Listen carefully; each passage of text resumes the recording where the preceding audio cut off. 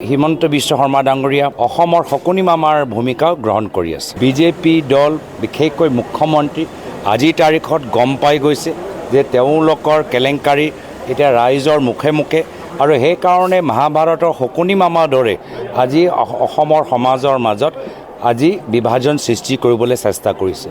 যিদৰে মহাভাৰতৰ ভিতৰত শকুনি মামাই পাণ্ডৱ কৌৰৱ যিসকলে একেলগে ডাঙৰ হ'ল, একেলগে শিক্ষা গ্ৰহণ কৰিলে, একেলগে ভাত খালে, তেওঁলোকৰ মাজত এটা ফাট সৃষ্টি কৰিবলৈ সক্ষম হ'ল। একেৰাহে হিমন্ত বিশ্ব শৰ্মা ডাঙৰীয়া মাত্ৰ নিজৰ ব্যক্তিগত স্বাৰ্থৰ বাবে অসমৰ শকুনি মামাৰ ভূমিকা গ্ৰহণ কৰি আছে। বৰ্তমান চৰকাৰ ইমান অহংকাৰী হোৱা কাৰণটোৱে হ'ল যে তেওঁলোকে ভাবে যে দুখীয়া মানুহৰ অসমৰ বিভিন্ন জনগোষ্ঠী জনজাতিৰ ভোটৰ কোনো মূল্য নাই।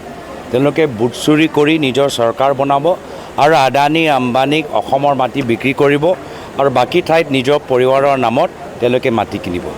এই অহংকাৰটো ভাঙিবলৈ হ'লে আমি ভোট চুৰিটো ৰুদ্ধ কৰিব লাগিব, যাৰ ফলত আমি এই অভিযানটো আৰম্ভ কৰিছোঁ।